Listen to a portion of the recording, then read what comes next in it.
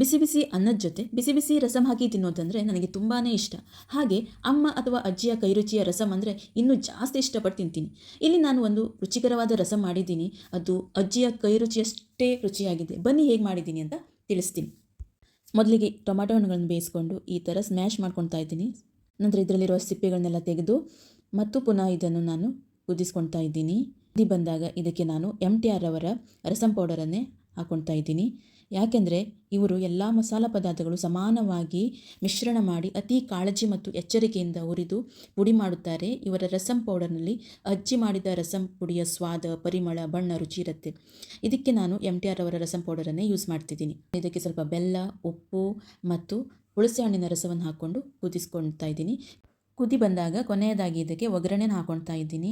ಒಗ್ಗರಣೆಗೆ ನಾನು ಕೆಂಪು ಮೆಣಸು, ಬೆಳ್ಳುಳ್ಳಿ ಮತ್ತು ಕರಿಬೇವು, ಸಾಸಿವೆಯನ್ನು ಹಾಕೊಂಡಿದ್ದೀನಿ.